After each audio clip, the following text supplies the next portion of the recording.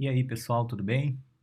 Sejam muito bem-vindos à nossa 12ª videoaula da disciplina de máquinas térmicas. E hoje nós vamos falar um pouquinho a respeito dos processos reversíveis e irreversíveis. Dando início, então, a essa aula de número 12, o que seria, então, aqueles processos que a gente chama aí de reversíveis? Uma definição é que é um processo que pode ser revertido sem deixar qualquer vestígio no ambiente. Ou seja, né, o sistema e o ambiente, eles retornam a seus estados iniciais no final do processo inverso. Ou em outras palavras, eu posso ter aí microestados aonde no processo inverso esses microestados são os mesmos. Eu preciso necessariamente atingir os mesmos pontos, os mesmos níveis para considerar aí um processo reversível. E isso é fácil? Né? A gente vai ver que não, né? Que na prática, ou seja, na realidade, a gente não consegue atingir esses microestados. Mas por que a gente considera então um processo reversível? Por que a gente estuda um processo reversível? Porque vai ser de fato o que vai dar a máxima eficiência possível.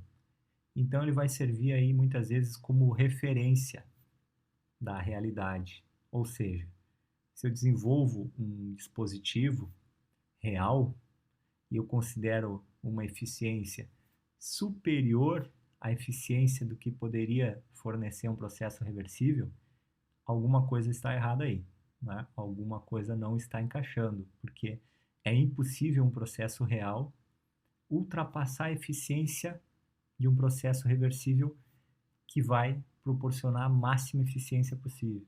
Então, por isso que a gente estuda ou considera processos aí reversíveis. Eles vão servir aí como nosso padrão. A mesma ideia, né, da reversibilidade é a gente fazer uma troca líquida de calor com o trabalho, né, e eu ter aí no final um zero, né, não ter nenhuma sobra, ou seja, uma máxima eficiência de transferência. E isso a gente já discutiu em aulas anteriores, né, inclusive na segunda lei, que a gente não consegue atingir aí essas máximas eficiências, tá? Porque a gente tem perdas, a gente tem aí o que a gente chama aí de irreversibilidades. E para todo processo que não é reversível, eles são então considerados irreversíveis. Eu tenho aqui a situação, né, duas situações de um processo considerado reversível e de outro considerado irreversível. A gente pode ter ideia de um processo ocorrendo de forma lenta. Por que de forma lenta? Porque eu consigo dar um maior equilíbrio, né, para o decorrer do caminho do processo.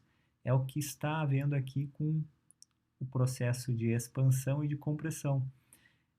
É tão lento esses dois procedimentos que a gente não observa nenhuma perturbação no fluido, contrário a um processo ocorrendo de forma rápida, tá? Que é a situação aí mais real possível, né? Onde a gente tem então o que a gente chama de irreversibilidades. Reparem o efeito aqui do fluido, né, da água. Olha o quanto de perturbação ela sofre durante o processo de expansão e de compressão. E isso modifica muito o perfil de pressão, né, desse fluido. Então, as irreversibilidades, ela acontece, né, em todos os processos reais. E o que leva a um processo a se tornar irreversível? Não é? A gente tem alguns exemplos. O atrito, principalmente aí o atrito, quando a gente constrói aí um dispositivo, uma máquina térmica, a gente tem várias peças metálicas, vários encaixes, e isso tudo, com o contato direto, né, entre essas peças, isso tudo promove aí um atrito. E esse atrito, ele também promove aí um aquecimento, um efeito térmico, e esse efeito térmico muitas vezes ele é dissipado, né, pelo próprio material e é perdido, tá? E essa perda ela é irreparável. Uma vez acontecendo esse atrito e essa dissipação aí de energia para fora do meu sistema, eu não tenho como recuperar essa situação. Então esse é o principal fator da irreversibilidade de um processo real, né? A situação de atrito. A gente tem situações de expansão não resistida de gases, transferência de calor com uma diferença de temperatura finita. Isso também é uma outra situação real. Nós estudamos na aula passada, a segunda lei da termodinâmica. Para quem não assistiu essa aula, vou deixar disponível aqui no card. O que seriam exemplos de reservatórios térmicos e a principal característica desses reservatórios, que era o quê? Promover uma transferência de calor, seja ela recebendo, né, ou liberando energia, e essa transferência é promovida de modo que a temperatura se permanecesse constante. Então, se esse reservatório receber ou liberar energia, a sua temperatura ela tem que se manter finita. Para o quê? Para manter sempre uma taxa constante para o sistema, de modo que o sistema não sofra perturbações ou sofra a menor perturbação possível. Então, o mais ideal é que a vizinhança do meu sistema, ou seja, a fronteira, a superfície do meu sistema, ela mantenha também a mesma temperatura do reservatório, né? Mantenha uma diferença de temperatura zero, para não ter o quê? Para não ter uma variação, para não ter uma perda. Porque qualquer diferença certamente vai promover aí uma perda e não um ganho de energia. Resistência elétrica também são exemplos de perdas. A gente tem uma dissipação de energia muito grande, de forma irreparável, né? Quando os elétrons passam por esse dispositivo, né? Eles liberam muita energia que não pode ser totalmente aproveitada. Deformações inelásticas, né? Efeitos aí que não são elásticos, eles vão sempre se deformar em situações diferentes, e isso é característica das perdas irreversíveis. Reações químicas, que não é o caso da nossa disciplina, né, analisar isso, mas a gente pode ter aí reações que vão promover perdas, principalmente quando a gente está falando aí de combustíveis que tenham contaminantes. A gente não entra em detalhes, né, desses combustíveis nesta disciplina, né? Isso é feito em uma outra disciplina. Mas isso aí pode, consequentemente, gerar perdas, o tipo de combustível, né, adicionado aí no motor, e entre tantas outras. Processos que são internamente e externamente reversíveis. Um processo ele é chamado internamente reversível se não ocorrer nenhuma irreversibilidade internamente às fronteiras do sistema. Tá? Então, é o que ocorre aí dentro do sistema e não é considerado os efeitos que ocorrem na vizinhança. Então, aqueles microestados de equilíbrio, o retorno para esses microestados num ciclo termodinâmico, ele tem que ser o mesmo durante todo o processo. E um processo já é chamado externamente reversível se não ocorrer, no caso agora, irreversibilidade fora das fronteiras do sistema durante o processo. Eu posso ter um sistema com uma quantidade muito grande de atrito, de perdas, mas eu posso ter o meu reservatório em boas condições.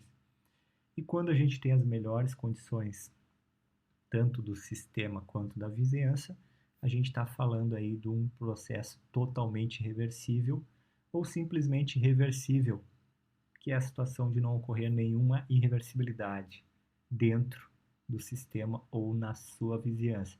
E isso é a nossa idealidade e não a nossa realidade.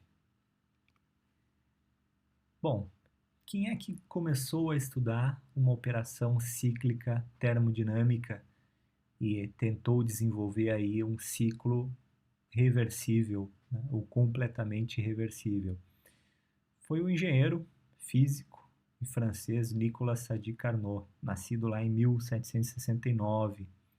Foi um dos primeiros, um pioneiro a estudar os princípios, então, da segunda lei da termodinâmica. Então, o que ele estudou na época? Ele desenvolveu aí um arranjo pistão-cilindro dotado aí de 4 processos reversíveis. E como é que era então o dispositivo de Carnot? Ele era dotado então de um pistão-cilindro contendo um fluido nesse interior, e o primeiro processo, processo 1, 2, era um processo de expansão isotérmica reversível, ou seja, uma fonte de energia, um reservatório térmico, uma temperatura TH, transferia calor a uma taxa de calor QH para o meu sistema, e esse sistema sofria uma expansão de modo isotérmico. Por quê? Porque a gente observa que para toda expansão que vai ocorrer aí uma redução de pressão, ocorre um efeito de diminuição de temperatura. É o conhecido efeito Joule-Thomson. Porém, essa diminuição de temperatura ela não ocorre por conta dessa adição constante de calor. Ou seja, tanto o meu sistema quanto o meu reservatório estão na mesma temperatura. E a taxa é mantida sempre constante para manter sempre a mesma temperatura durante o processo de expansão. Por isso que ela é uma expansão isotérmica. O processo 2,3 seria a continuação da expansão, porém ela ocorrendo agora de forma adiabática. Agora é adicionado um isolamento para evitar a transferência de calor, seja ela da vizinhança para o meu sistema ou do meu sistema para a vizinhança. E conforme ocorre a expansão e a redução de pressão, observa-se também uma queda de temperatura para um patamar aí TL. Seguindo o próximo processo, processo 3,4, refere-se agora ao retorno, à compressão, novamente de modo isotérmico. Então, o êmbolo pressuriza o meu fluido, e esse fluido ele não aumenta a sua temperatura porque ele troca energia com outra fonte, no caso sumidouro, a uma temperatura TL, mesma temperatura no qual se atingiu aqui no processo anterior, na expansão adiabática. Desta forma, eu consigo manter um processo de compressão novamente, agora de modo isotérmico, uma vez que o contato do sistema com a vizinhança está muito próximo e estão na mesma temperatura. E por fim, a gente fecha o ciclo, ou seja, a gente volta ao ponto 1, ao ponto inicial, finalizando uma compressão agora de modo adiabático, colocando novamente o isolamento e observando-se o aumento da temperatura até o patamar inicial de temperatura TH. A gente fecha então aí o ciclo que a gente chama de ciclo de Carnot, que seria um ciclo considerado totalmente reversível. Na prática ele é viável? Não, ele não é viável. Tá? Ele vai servir aí para nós como um padrão de máxima eficiência, aonde a gente tem aqui a nossa curva, né, de pressão e volume e os 4 pontos, aonde a gente parte aqui do ponto 1 e retorna no final no mesmo valor, no mesmo patamar, fechando aí um ciclo. A área corresponde aí ao trabalho líquido. A gente tem aqui as duas isotermas e as duas isóbaras. E esta área seria a máxima eficiência possível de um ciclo totalmente reversível. Então, o que a gente vai estudar aí nos processos reais, se a gente tiver o mesmo reservatório térmico, os mesmos patamares de temperatura da fonte e do sumidouro, para uma máquina real, ela vai ser sempre, a eficiência, né, vai ser sempre inferior à máquina de Carnot, né, o que a gente chama aí como máquina de Carnot, que é a que fornece a máxima eficiência possível. A gente opera aqui num ciclo considerado horário para a máquina térmica e um ciclo anti-horário, o inverso, né? O inverso aqui do Carnot, a gente até chama aí ciclo de Carnot invertido, para o sistema de refrigeração e bomba de calor, onde a gente inverte aqui as transferências. É calor de uma fonte fria entrando no sistema e calor para uma fonte quente saindo do sistema. Tá? Totalmente inverso aqui do ciclo de Carnot. A partir então dos estudos de Carnot, estabeleceu-se aí dois princípios básicos. O primeiro deles diz que a eficiência de uma máquina térmica irreversível, ela vai ser sempre menor do que a eficiência de uma máquina térmica reversível, desde que opere entre os mesmos dois reservatórios. Tá? Então, isto é regra.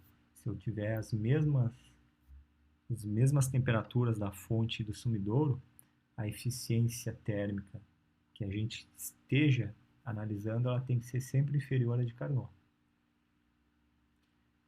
E o outro princípio, né, diz que as eficiências de todas as máquinas térmicas, consideradas aí reversíveis, que não possuem irreversibilidades, que operam entre os mesmos dois reservatórios de calor, de temperatura, têm que ter sempre a mesma eficiência. A partir desses princípios, né, o Lord Kelvin, ele usou a energia, né, como uma propriedade termodinâmica para definir aí o que ele depois, né, foi homenageado como a temperatura de escala absoluta Kelvin, que ela é independente da substância termodinâmica. E o que o Lord Kelvin analisou? Ele analisou a máquina de Carnot. Como que Kelvin, então, deduziu a escala termodinâmica de temperatura? Ele avaliou duas máquinas de Carnot entre um reservatório de alta temperatura, temperatura T1, e um reservatório numa temperatura T3 menor. E ele transferiu uma quantidade de calor que iria para o sumidouro da máquina A para a máquina B. E somente a máquina B transferia calor para o sumidouro, para o reservatório de menor temperatura. E a máquina C seria a combinação desses dois reservatórios, cujas eficiências seriam dadas pela quantidade de calor do reservatório de baixa temperatura e pela quantidade de calor do reservatório de alta temperatura.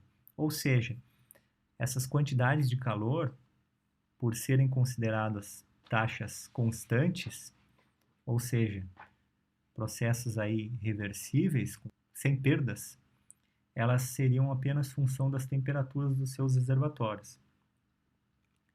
Então, cada máquina individualmente também seria função das suas respectivas temperaturas com relação às transferências de calor.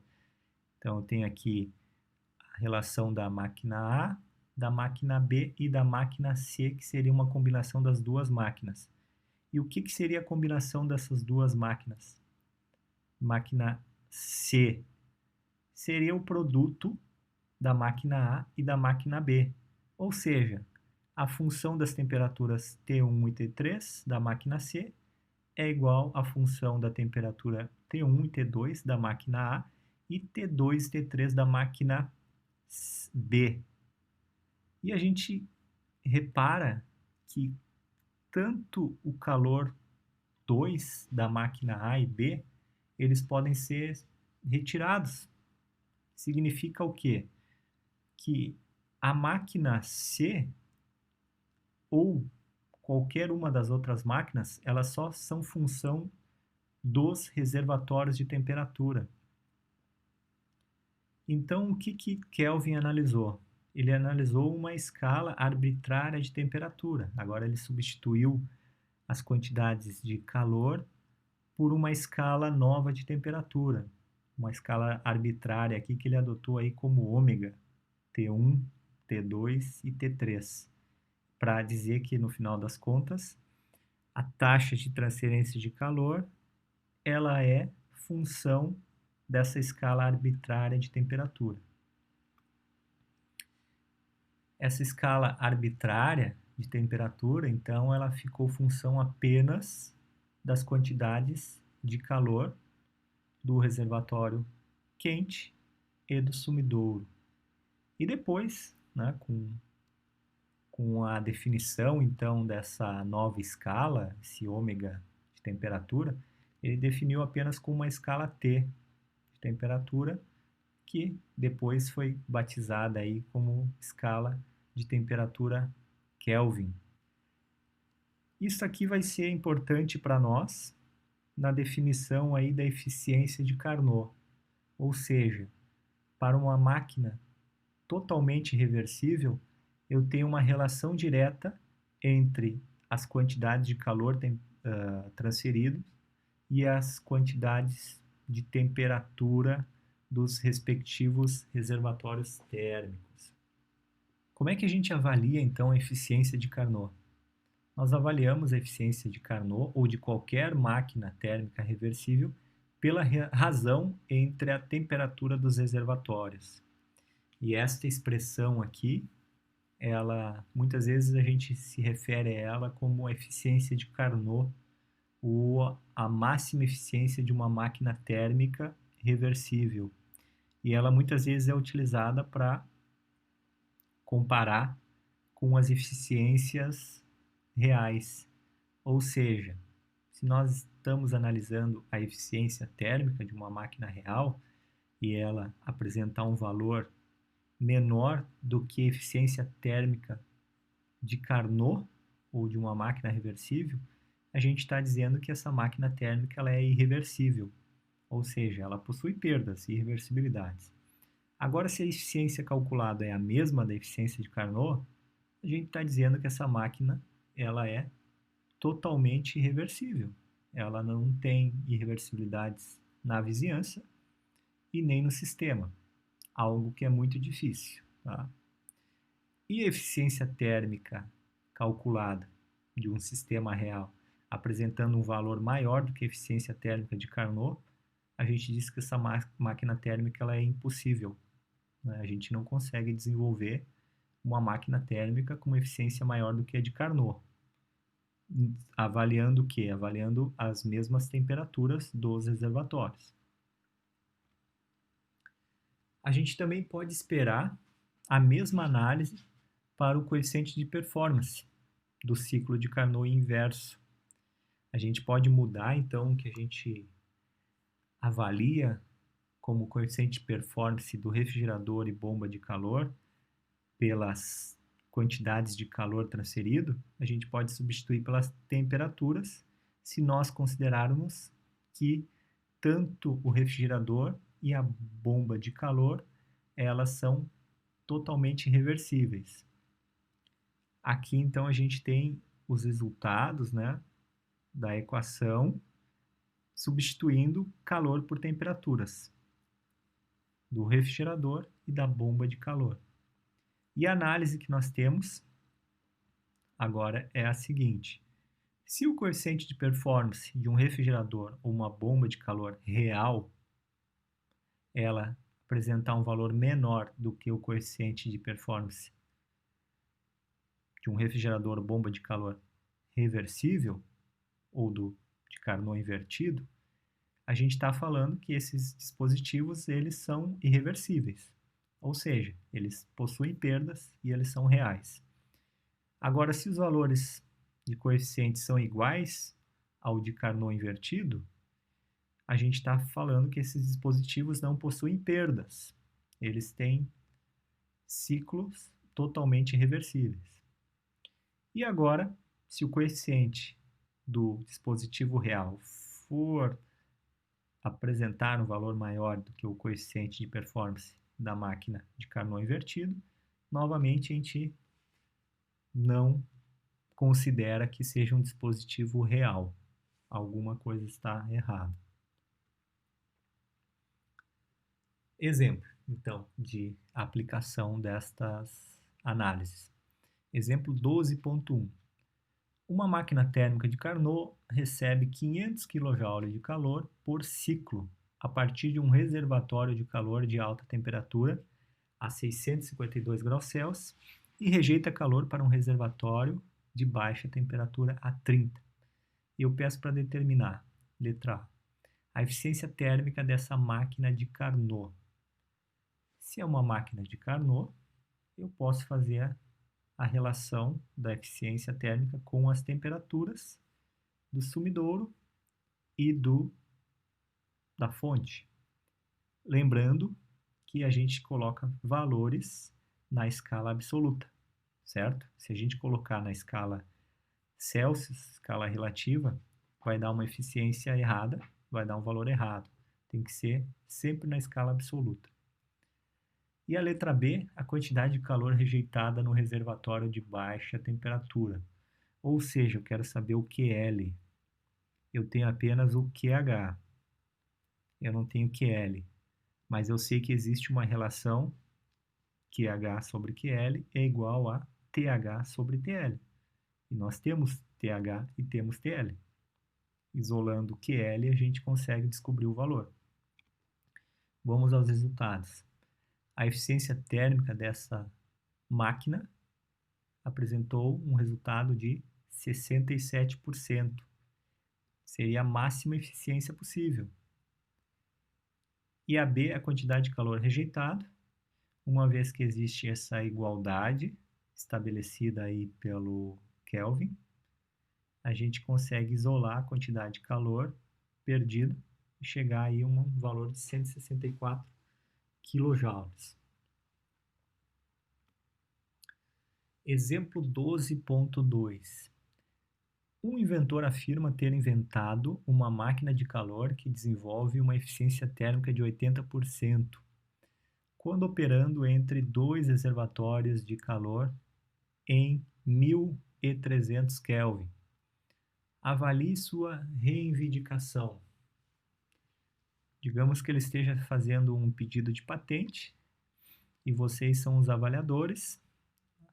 E ele diz que essa máquina que ele inventou aí, ele tem uma eficiência térmica de 80%, operando nesses valores de reservatórios. A análise nossa é bastante simples. A gente vai avaliar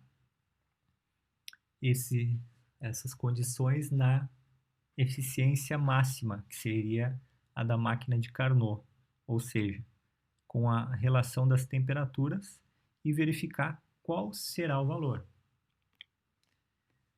O valor da eficiência térmica de Carnot foi de 70%, ou seja, foi inferior ao que a pessoa, né, está colocando aí na sua invenção, que é de 80%. Significa então que essa máquina ela é impossível e a reivindicação é falsa, uma vez que ela apresentou uma eficiência superior à eficiência de Carnot. Tá? Então esta é uma forma aí de analisar então os dispositivos considerando aí um padrão que é o nosso padrão de Carnot. Exemplo 12.13, né? Uma outra invenção. Um inventor afirma ter desenvolvido um frigorífico que mantém o espaço refrigerado a 2 graus Celsius durante a operação em uma sala onde a temperatura é de 25 e tem um coeficiente de performance de 13,5. Há alguma verdade na sua afirmação? Novamente, a gente vai calcular o coeficiente de performance do refrigerador de Carnot invertido, para ver qual é o valor do coeficiente. Se o valor do Carnot invertido for superior ao COP dado aí pela invenção, a gente está falando que é uma máquina possível, uma máquina real. Do contrário, é uma máquina impossível. Vamos aos cálculos então. O COP de refrigeração apresentou um valor de 11,96. Novamente, então, a gente está falando aí de uma máquina impossível. A sua afirmação, então, é falsa. Ele não consegue desenvolver um refrigerador, um sistema de refrigeração com este coeficiente de performance, uma vez que foi superior ao de Carnot invertido. Vamos então agora para o último exemplo da aula de hoje. Uma bomba de calor é utilizada para aquecer um edifício durante o inverno. A construção é para ser mantida a 21 graus Celsius em todos os momentos. Uma perda de calor na casa a uma taxa de 135.000 kJ/h é estimada quando a temperatura exterior cai para -5. Determine a potência mínima necessária para a bomba de calor funcionar com esta temperatura exterior. Então, a gente tem uma bomba de calor e o objetivo é manter o interior desse edifício a 21 graus Celsius, sendo que a temperatura do exterior da vizinhança é -5. Eu preciso de uma quantidade de trabalho tendo uma perda de 135.000 kJ/h. O que seria essa perda? Essa quantidade perdida, né, de hora em hora, aqui, de 135.000 kJ perdido por hora, é a quantidade que precisa ser adicionada para manter sempre uma condição constante de temperatura. Então, eu tenho a quantidade de taxa QH, que precisa ser fornecida para a bomba de calor para manter essa temperatura a 21 graus Celsius. Eu quero saber a potência mínima para a bomba de calor funcionar. Eu quero saber, então, este valor aqui, ó, quantidade de entrada, potência de entrada. O que eu faço? O mínimo corresponde ao máximo de coeficiente de performance possível. E o máximo de coeficiente de performance é o COP do Carnot invertido. Com um COP do Carnot invertido e com a quantidade de calor QH que a gente tem, que é ponto, né, H, eu consigo isolar e obter a potência. Vamos então para o cálculo. O COP da bomba de calor do Carnot invertido, ele apresentou então um valor de 11,31, tendo que as temperaturas TH em 21 graus, né, passando para Kelvin, e a temperatura TH-TL, né, 21 menos 5, que é a temperatura da vizinhança. Valor então de 11,31 que a gente coloca agora na expressão geral do coeficiente de performance que a gente viu aí na aula passada, que é a relação entre o que eu desejo, que é a taxa QH, e o fornecimento necessário. E o que a gente quer saber agora é o fornecimento necessário. Então, a gente isola aqui a potência de entrada, com o valor de coeficiente de 11,31, tendo esse patamar aqui de energia que está saindo da casa, né, que está sendo perdido. E aqui a gente transforma, né, a gente sabe que a gente quer em quilowatts, e aqui está em hora, né, a gente passa aqui para segundo, para ter aí a relação quilojoule por segundo ou quilowatt. Eu preciso então fornecer para esta bomba de calor, no mínimo, 3,316 kW. Então é isso, gente. Hoje a gente vai ficando por aí. A gente viu, então, o que seriam os processos considerados reais e os processos reversíveis, ou os ideais, ou os processos aí que tem como padrão o ciclo de Carnot. Então, um abraço e até a próxima aula.